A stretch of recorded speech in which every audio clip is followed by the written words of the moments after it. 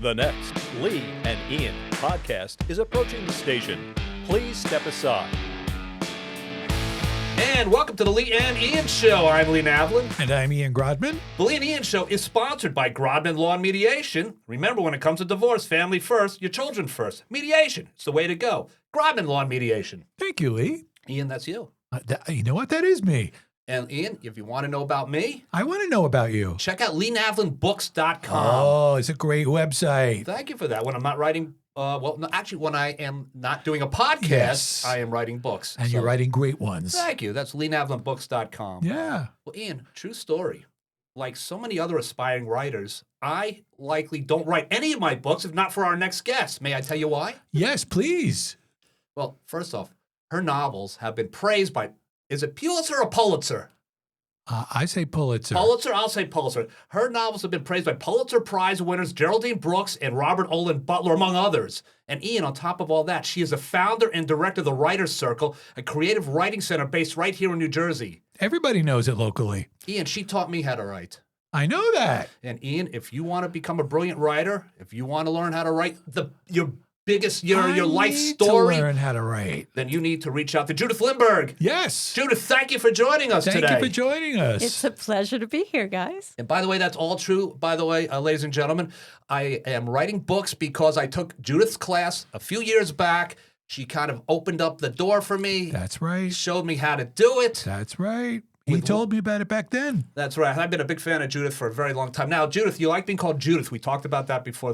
That's good, actually, because a friend of mine, she just became a grandma a few years ago, and her name is Judith, but she calls herself Judy. Mm-hmm. So basically, she always called herself Judy, but now she's calling herself Judith because her granddaughter was calling her Grandma Duty instead of Grandma Judy. So I know you're a little young for this. That's something to keep in mind for the future. Down the line. That's right. Yes. Right. Yep. That's very funny. Yeah, so Judith... And Lee is not above the gutter joke. So, I know. yeah. No, it's Quite Grandma familiar. Duty. So Grandma now she's Duty. Judith. I'm like, oh, hi, Judy. Hey, she's like, it's Judith now. He I'm like, said duty. Well, I remember some of your early writing, and you were not above all kinds of interesting things in those stories. That's right. Yeah. By the way, now I know you don't like X-rated writings in your class, but I probably pushed the needles close as Pretty close. Yeah. But we are open to everybody and everything. There is a line, but it's a pretty loose line. So we loved your writing in the early days. I remember we laughed a lot when you were in class. Yeah, there was a lot, and that led Ian to Goodstein. That's okay, because right. basically what I did is I was writing these stories that I said, and Judith actually said to me, "This is probably a better script than it is a book." And then I said maybe, and then I kind of the web series idea was kind of floating around in my head at that time, and then I reached out to Ian, and Ian was co-starred in Goodstein, which began in your classes, and Ian won a Best Supporting Actor.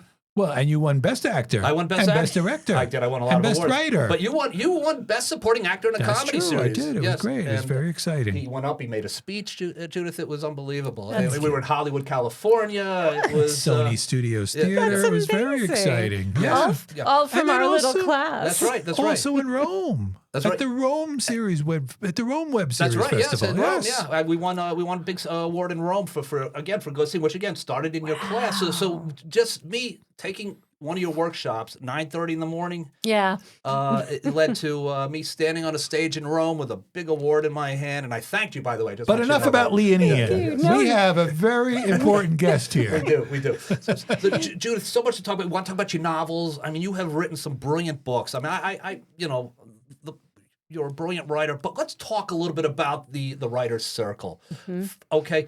First of all, let's talk about it right now. Now, you have, I'm looking dozens of classes and workshops and not only teaching writing, but script writing and talk a little bit about that. So, yeah, right now we're, as of January of 2026, we're 16 years old officially. Wow. The Writers Circle began originally as a class that I taught at the South Orange Maplewood Adult School at Columbia High School, which I drove right past on my way over here. Yep. And it was just a once-a-week group that I taught basically to get away from the kids because I had itty-bitty babies, and I was like, I need to talk to somebody about something other than diaper prices and, where the fun playgrounds were. So I started teaching at the adult school right after my first novel, The Thrall's Tale, came out. And I really loved that early class. In fact, I still have a few friends from that very That's first great. class, and one of them is still in my classes. He comes and goes, but he's, you know, Yeah. and he's become a good friend personally as well. That's Stuart Lutz. who's Yes, yes, I remember Stuart Lutz. Yeah. And yes, so he's I know he wrote a book on.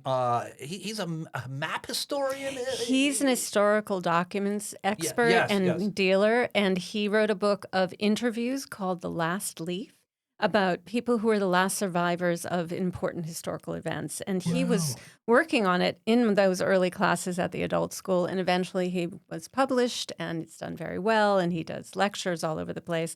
And so Stuart's still around. He's That's in my great. Wednesday morning class in Verona. That's great. Oh, wow. So now you have classes in Maplewood.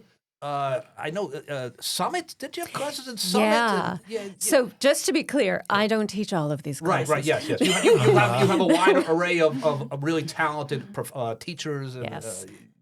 working alongside you. Yeah, so right now we're in Summit, South Orange, Maplewood, Morristown, Montclair, Verona, and we are currently trying to start a class in Lambertville, which was like that's the farthest we've ever That's been fun. invited to teach, and I'm hoping the class will run. So anyone out there who has friends who want to write in Lambertville, New Hope, Lambertville. yeah, Okay. go. Yeah, It's a great little spot, and it's a Very wonderful good. teacher, Talia Tucker, who's been working with us for a while. She's a YA writer, and YA is young adult. Okay. And for those who don't know. And so all of our teachers are published authors in one way or another. We really focus on traditional publishing, but it doesn't mean you have to have a big famous novel from a big 5 publisher. You can be in a literary journal or in magazines.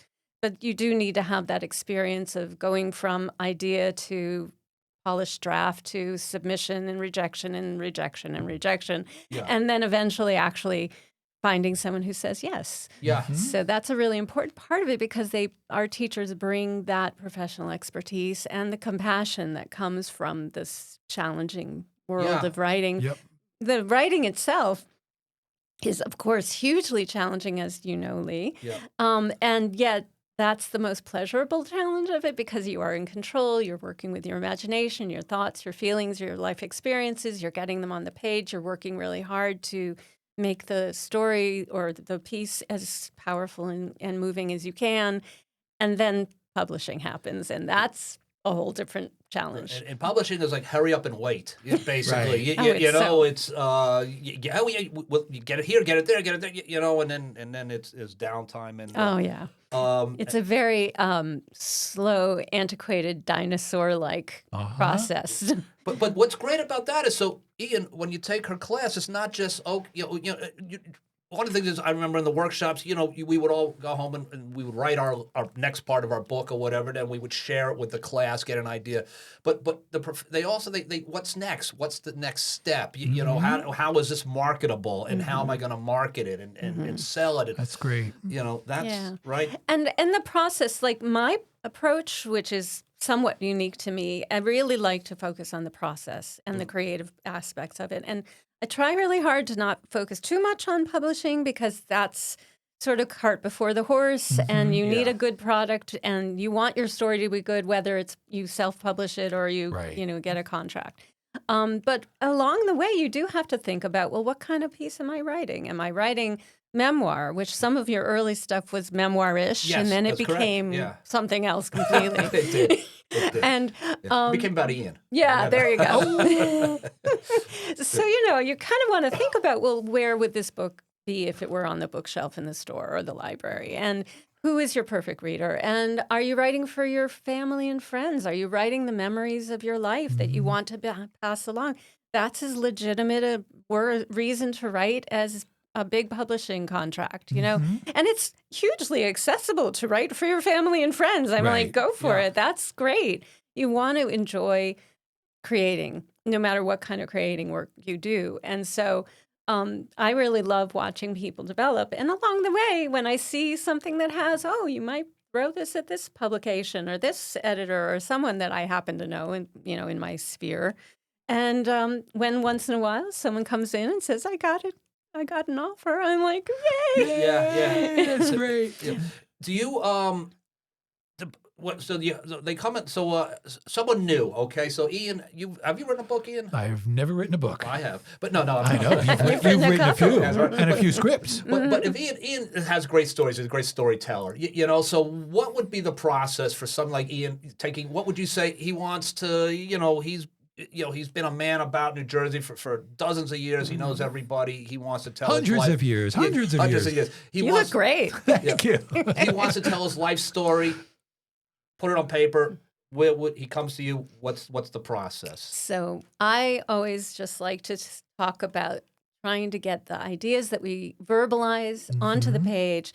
In the early stages, all you kind of have to do is just spit it on the page. And I literally say spit on the page, especially when I teach kids because they think it's so gross. They love that. Yeah. And so I do this whole bit where I'm like holding my notebook and I'm like, pretend, but don't actually do it because it's gross. Pretend that I spat on this page. And then I say, and there's this gross blob of spit. But if you turn it just the right angle, there's a bubble with a rainbow on top. And that's what you're looking for is the rainbow on the top of the disgusting blob of spit that you wipe off and then you start working with that rainbow. So like if you have a great life story that you tell all the time with friends at parties and you just try to write it down, I would love to know how easy it is to write down. Some people can just kind of get it on the page and that's great.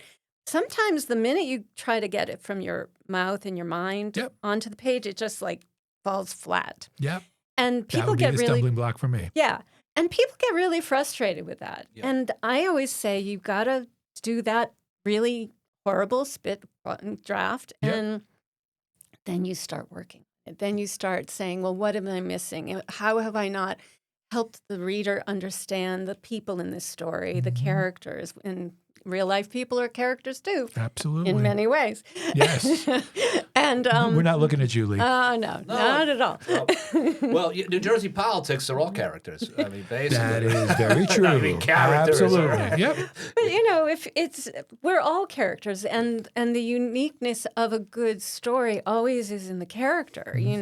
So we talk about how can we add more detail or play with the language and add dialogue. I'm always getting people who are like, and they said that this was happening. And I'm like, take the that out, put a comma and an open quote, and put the words they said in the quotes. Yeah. And they're like, oh. It's that easy.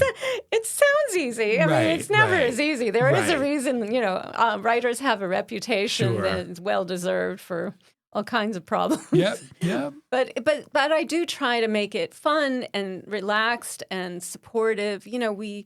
In our classes, we do give substantive critique. I hope you remember that. Yes, I do. I hope I gave there you was something. Real critique. I mean, you didn't always walk out of this saying, "Oh, I'm going to be the next Stephen King." You'd walk out of this saying, "I'm not going to be the next Stephen King, too." Yeah, but he really valued the class. I do recall him talking about that. Yep. But so you can. It's easy to compliment people, and I love to make people feel good. But I also don't want them to just say, "Oh, well, why was I taking this class?" Right. Yep. So we dig into the work, but we also try to make people realize that this is part of the process. Right. Yep. There are days when you're like, I think I should have won the Pulitzer Prize, and then there are days when I should burn my computer and all the pages that I printed out and every other thought that I've ever had and give up. And those are the extremes of writing. And so the great thing about our writing workshops is it gives you the technical and supportive critique that you need. But it also gives the community of like, I understand. I felt like that 3 days ago, and now I'm feeling better. Yep. Lee, I just want to point out that Judith said Pulitzer. Okay, there we go. Okay. All right. Pulitzer. That should give you some more confidence going forward. I've heard it both ways. I honestly don't know either. Yeah. All right. So there we go. Ian, what do you think of that? It's both ways. And this is there we go. Yeah. Right. And this is someone who knows. She knows what she's talking about. Writing. She's not like us. Yeah. But by the way, and Judith, you're what you do as a writer and as an editor also, you're very meticulous on making sure everything is properly formatted and written and typos and things like that. Mm-hmm. I apologize. I sent you the directions to this place. So here's what happened. So my wife said, "Oh, your phone is dinging," and it was Judith, and I was in the other room. I was busy. I was in the other room, Ian. I understand. Yeah. So I said, "Do me a favor, just give her the address," because she knows. So she went ahead and she starts typing. I go, "Just copy and paste." And she goes, "No, I know the address." She knows it. So anyway, if you look at it, the zip code is not 07040. It's 07090. She wrote. Bronwyn. That's Summit, I believe. Yes, that's. Oh, is that Summit? Yeah. So when I looked at afterwards, I said, And there's Springfield Avenue in Summit, too. So Yes, it there could be is. very confusing. Our location in Summit's on Springfield So Avenue. here's the thing. This is what I mean with Judith. She's on top of all this. So right away, she knew the zip code wasn't Maplewood. It was, and I said, she's going to call me out on this, Brian, because that's what she does. So I said, you can't give her the wrong. And she goes, she doesn't need the zip code to get there. Waze doesn't need the zip code. That's right. And you know what? It's interesting because, in doing the research, before we met here today, I was fascinated by the work that you did in your first novel in terms of that boat trip from Iceland to Greenland. Yeah. That's a Thrall's tale. That's a Thrall's tale. Talk about like attention to detail. Oh, yeah. Well, I am, for better or worse, obsessive compulsive about my work. And I love historical research, and I particularly love archaeology. So I got very obsessed. And the Thrall's Tale, which is out now in its 20th anniversary, Wow. re-release. Congratulations. Yeah, and I'm Fantastic. very proud of it. And I think it looks beautiful, and it's lovely to see it back in print because it was out of print for a while. And so anyway, the Thrall's Tale is about 3 women in the first Viking Age settlement in 10th century Greenland. And indeed, they take the very opening scene is that they are on the harbor in Iceland, getting ready to load up the ships and go across the North Atlantic. And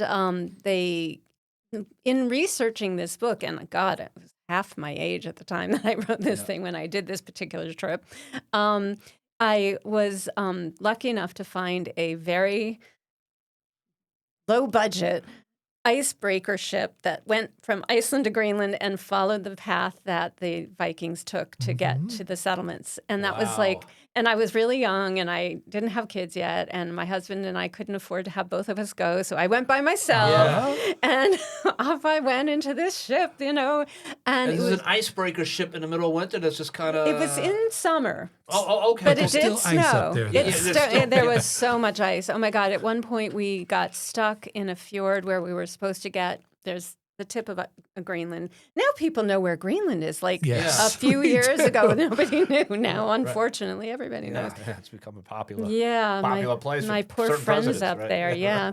But anyway, so the tip of Greenland is very rough seas. So you generally want to take one of the passages through the fjords to get to the other side. And so here we are blithely going along down this fjord, and the ice gets more and more ice coming off the icebergs, and the ship's getting like crunch, crunch, and then we're going up and down, crashing down on these icebergs, and finally we get stuck.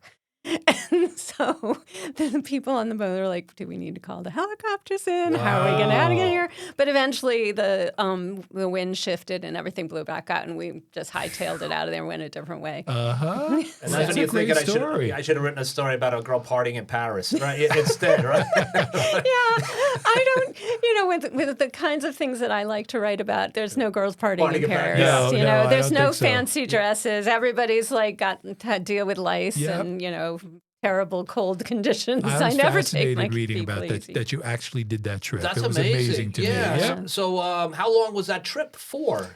It was only a few weeks. A few weeks of that A few weeks of that, but it really was hugely important to understand the world. Yeah. And it infused the novel with this sort of sense of this remote, difficult place. Even in summer, it snowed. I mean, I'm telling you, and I also hear from people I know up there that it doesn't do that anymore. And that there's a lot of climate stuff going on up there. Yeah, which you only know if you're in the North Pole. Yeah, they really are feeling it in a more immediate way than we are. And but that's...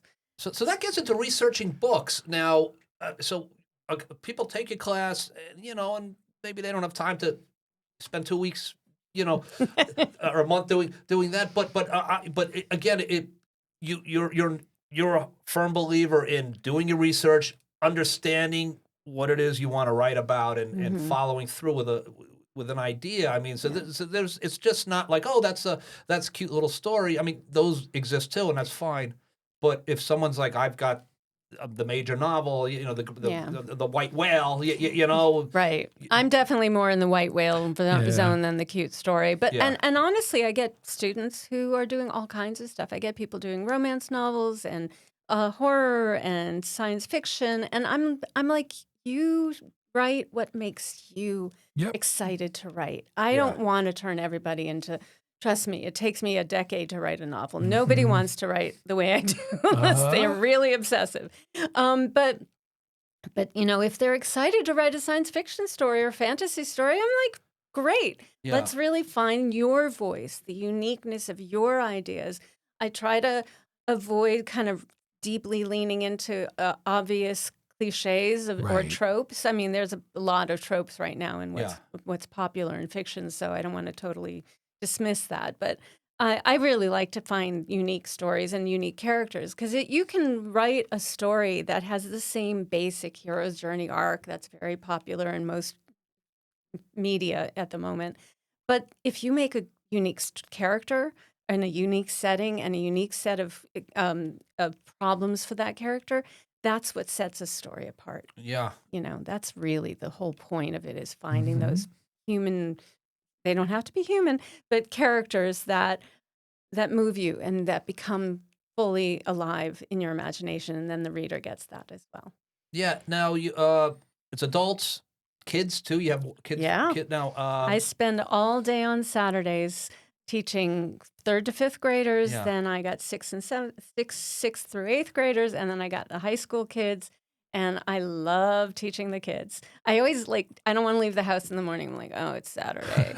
And then I get there and I set up and I sit down on the floor because I sit on the floor with my kids and they think I'm insane. But that's partly why I think they like hanging out with me. I think they like hanging with me. I hope they do. Yeah. But I'm like, I'm crazy. I'm going to be 90. You're going to be dragging me off this floor. And we write I have them tucked under tables. And I'm like, it's creative. You don't have to just sit properly and type on your computer. That's it. And I want them to feel that they have the right to express themselves any which way they want. We have a freedom of expression policy that the parents sign when they sign up, which basically says, as long as no one is purposely hurting, upsetting someone in the classroom, you can write about anything.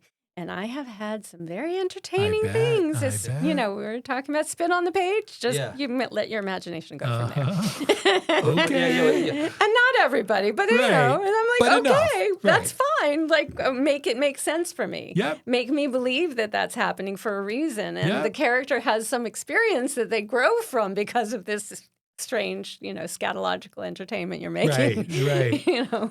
So I'll give you credit, Judith, because you don't look down your nose and say, "Listen, children, I wrote Akmaral, just so you know who you're dealing with here." Nice pronunciation. Yeah, would you like that? That was very good. I'm impressed. Which is your most recent book, by the way, which is again, just also another historical novel about women in very difficult times. Absolutely. So Akmaral, which I'm so proud of you, Lee. Oh, thank you. Is about a nomad woman warrior on the Central Asian steppes in the 5th century BCE. So not, everyone else is like, let's go into the 18th century or something. No. I'm going to go so far back that there's literally almost no documentary evidence whatsoever.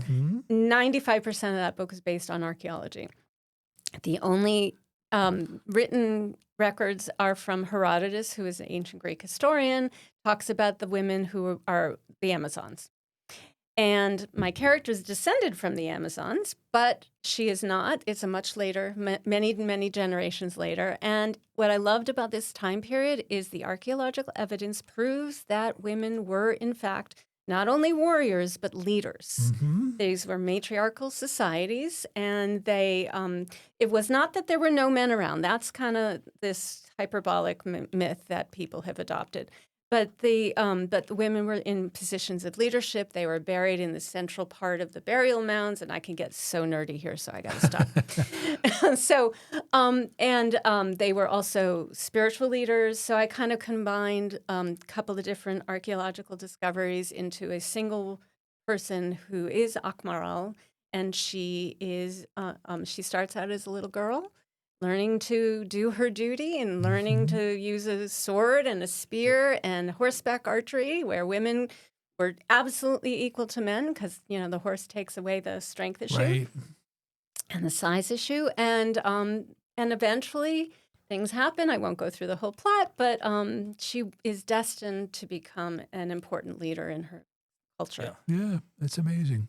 Awesome stuff. You got to read these books, people. But I want to talk a little bit about your ancient history. So a little bit about my ancient history. So in second grade, Ian, I was doing very poorly in school. For some reason, since I'm doing poorly, my father decides to send me to private school. Like that's going to solve I'm already like behind. So he sends me to Montclair Kimberly Academy. I started Wow, late. I It was never like knew that. it was like November, and I got there and I was well behind.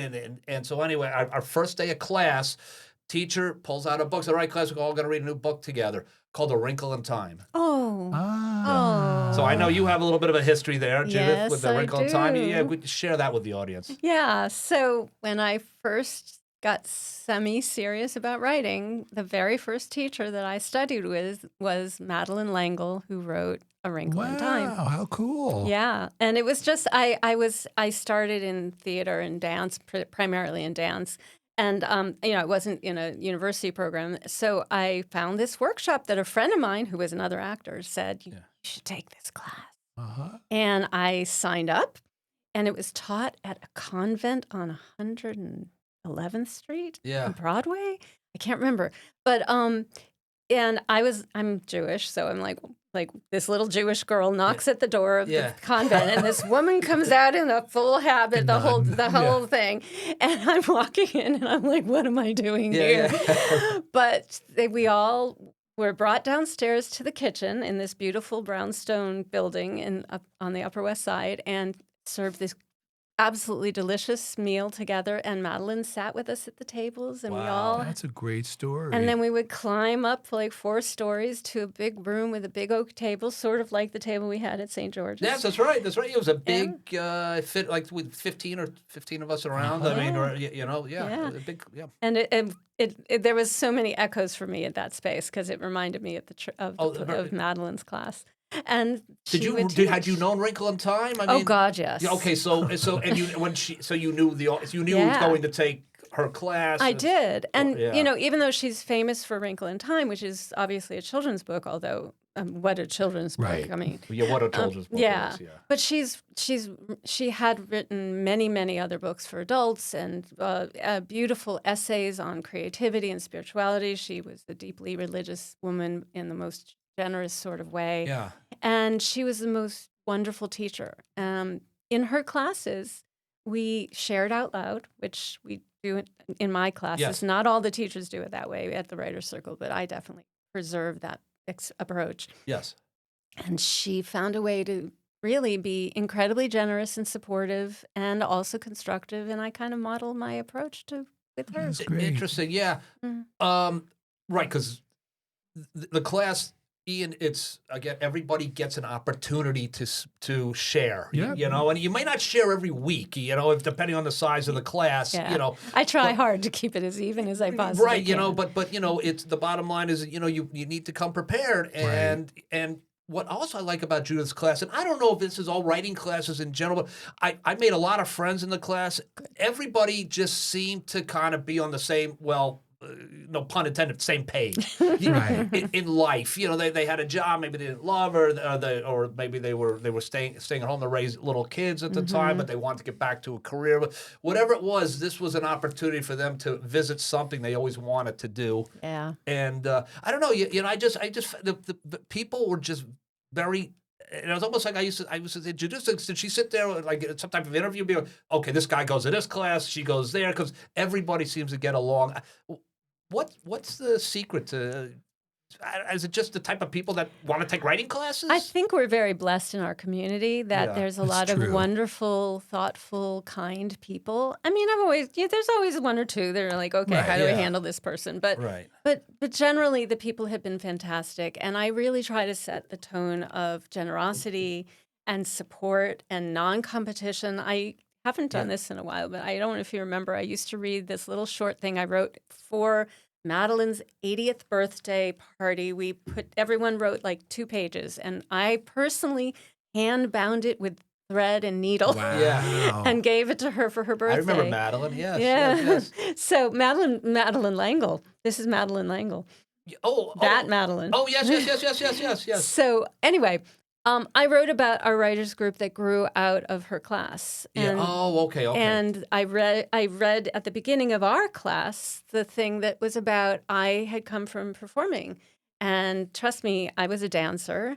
And dancers can be brutal. Yeah. Not all dancers, and I think it's gotten, I hope, better. But when I was a girl, it was definitely a very competitive environment. And I was like, and this was different because here, I can't write what you write, Lee. I don't have your sense of humor. Right. I'm like, Which, historical monument. That's because you're a very smart person, so wasting your time with the nonsense I spend all day thinking about. But you love what you do. And I want all of our students and all of our writers to love what they do. I mean, creativity is not an easy thing, and it takes courage. And why should I make it any more difficult? I want to help, but I don't want to harm. I want to support. And so that's where, I try to say this is not a competitive space. This is a safe space. Yeah, so for some reason my mind went back when you were talking.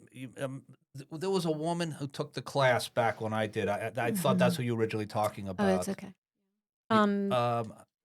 What was her name? Yeah, but she may not be around anymore. No, she's not. And I think I know who you're talking about. Yeah, but what was, so she would come and you were great with her because she would come and this woman just had a lifetime of stories that she wanted to share.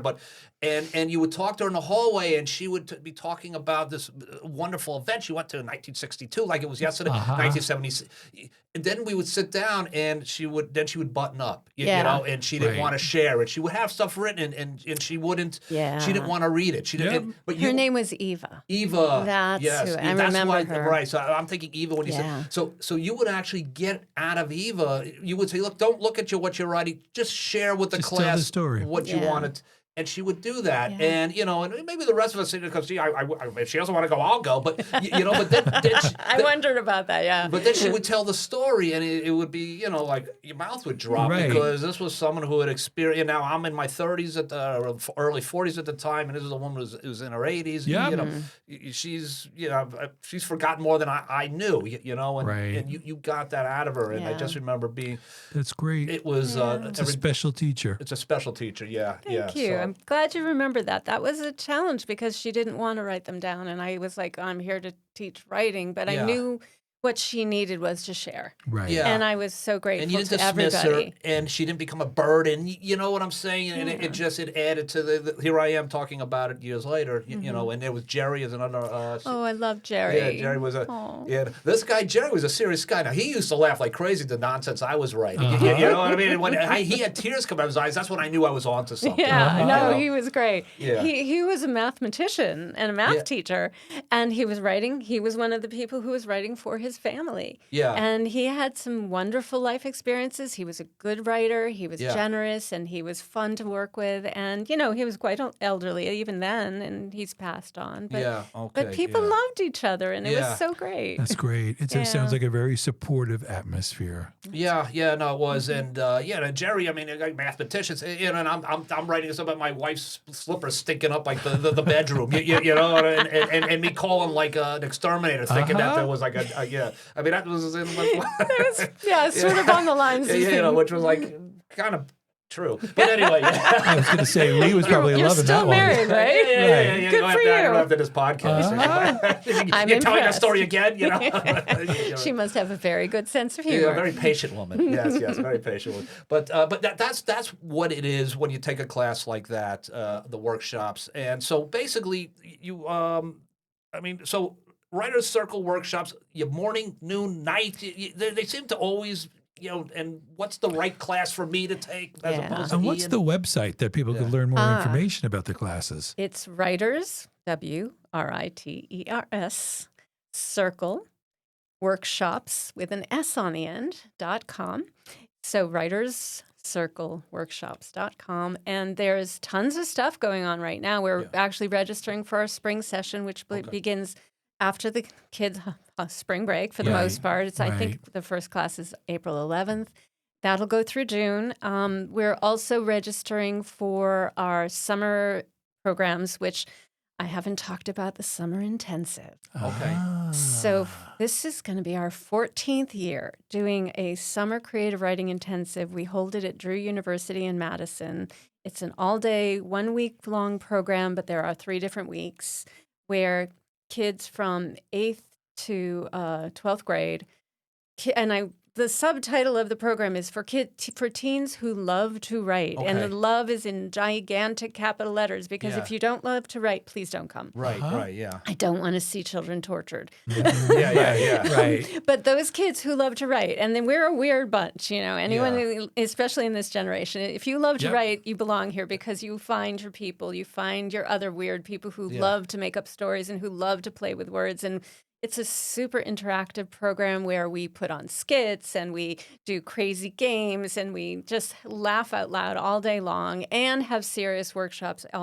Every morning there's 4 or 5 different workshops that are taught two back to back, and the kids get to choose what genre they're studying, whether it's sci-fi fantasy or what are we doing this year? We've got lots of poetry, short fiction.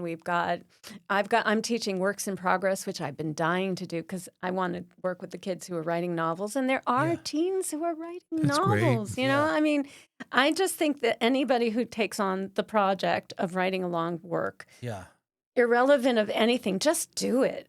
And Yeah. I want to help them get through and get to the end because that is an experience that so few people actually get to the end and say they've actually done it. And irrelevant of whatever happens after Right. that. Yeah. How did you even come up with that? That seems like you sitting on a beach one day with your husband and say, "I've got this crazy idea," but it's 16th year you said, or The summer intensive is in our 14th year. 14th year. So, And the so- Writer's Circle 16. So my business partner who just retired on December 31st, Michelle Cameron, who's another historical novelist. Yeah. She lives in Chatham. Okay. And she still teaches for us, even though she retired. Right. But she and I were kind of brainstorming summer camps. And I loved summer camp so Yeah. much. Like when I dropped my kid off at overnight camp, I'm like, can I please stay? Yeah. So he said, go home now. Yeah. He's like, "Mom, Yeah, do I'll not- see you in 8 The weeks." answer is no. Yeah, go away. But I really wanted to do something like that. And I was like, I had these crazy ideas with creativity camp where we'd make like weird art installations. And she's like, Judy, we're a writing program. And so she was really good at keeping me on the ground because I tend to go Yeah. crazy. So we came up with this program. We taught it for the first 2 years at Mondo, which is on Springfield Avenue in Summit. That's where we work at a co-working space now called the Coco, and that's the building that we're in even to this day. But we taught it there for a couple of years, and then we got too big and we moved over to Drew, and we just have so much fun. And the other cool thing about that program is a lot of our kids grow up in the program, and when they get to be old enough and they're in last year of high school or early college, they come back and they work with us as interns, and some of them Fantastic. have come and become teachers. That's great. Yeah. And they are published. So that's love like, that. yay, That's writers. awesome. Yeah. Right. Yeah. Yeah. Right. I knew you when you were a student, and now that you're That's it. Yeah. Right. Now you work for me. I'm so proud of them, all of the kids. Years ago, Ian, when I was doing stand-up comedy, Yes. I was quite funny, and You were. I You was still yes, are. I was Most of the time. I was on my way up. I was I was in the city a few days a week. I was a Mhm. regular at Caroline's, and then the adult school reached out to me, which is where you started with your classes many years ago, and they said, well, I think it was mutual thing. I might have reached out to them, I forgot, but about teaching a comedy class, which I did. I taught at the adult school comedy for I think 6 years. That's Wow. amazing. I didn't know that. Yeah. I was a stand-up comedy guy. You That's know? great. Yeah. Now, what happened to me was the more I taught stand-up, the less stand-up I could write for myself, and basically I lost the ability to kind of, because I was busy critiquing everybody else and working on everybody else's jokes, and then all of a sudden you're like, you're not doing anything for yourself anymore. You're still a writer, you're still an author, but has that been something that you've noticed as a teacher? Are you writing less? How do you balance that? I was not able to figure that out. It's tricky. It's Yeah. tricky. I mean, honestly, most authors, even very well published authors, most of us have a day job. Mhm. Yeah. I do have a few friends who have managed to hit that, that brass ring and get where they don't need anything but writing. But Yeah. the rest of us have to have a day job. Mhm. So the Yeah. Writer's Circle is my day job. And what better day job than making more Yeah. Exactly. exciting, Yeah, fun being things with around writing. writers? Yeah. But I still write, and I still write at least. I say this to my students all the time. Like, if you can do a half an hour, you're writing, Mhm. and if you can do a half an hour, and all of a sudden 2 hours go by, yay! Yeah. And if you can only do it on the weekends, then find that time, devote that time. And so I too struggle with. Depends on what's going on. There are some days Right, that I'm life. like, "Ugh," and I take my computer into my laptop onto bed, and I look at it like for 5 minutes before I crash at night because I'm a night person. I cannot think in the morning. And if that's all you can do it. But incrementally, you build pages. Mhm. And right now, I'm working on something. I don't want to talk about it. It's still Okay. very much in I was the. going to ask that. I won't ask now. I mean, it's What's not. next? It's None of your unlike. business. It's unlike anything I've written before. I am not 100% sure it's even. I don't know what it is, and I'm having a great time Good. challenging myself, taking myself out of my comfort zone, and I like that. Yeah. So, So I was doing a stand-up comedy class, and then we would have a graduation show, and everybody would go up and they do their acts. We worked on their acts, but I would go on and do a few minutes myself. Ian would come to the shows, and he would say, "Everybody was fun except for you, Lee." That's, and he was serious. It's hard. It's hard.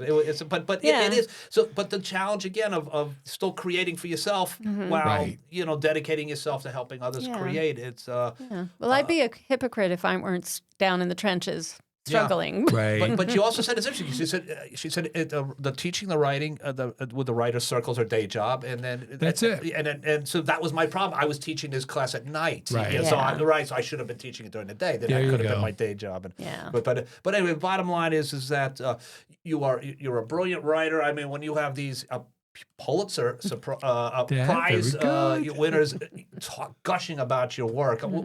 That's got to be a really good feeling. It was really, I was very lucky. Geraldine Brooks was generous to give that Robert Olin Butler. These were all because at the time I was with the Viking, which is a big imprint of Penguin Random House. So they had the access. And then when Akmaral came out, our lovely former Montclair, very well-known author, Christina Baker Klein, who I've known since before she was famous. Uh-huh. She also was kind enough to give me some nice words for That's great. Akmaral Yeah. and some other lovely people that are in the community. So writing is a community, and it's not only who you know, but it doesn't hurt to know some people who are willing to give their kind, supportive words. I mean, the work has, like any creative art, you have to be good, and then Right. you also have to be kind and helpful to each other. And I think that resonates in the writing communities Absolutely. in these And towns. you are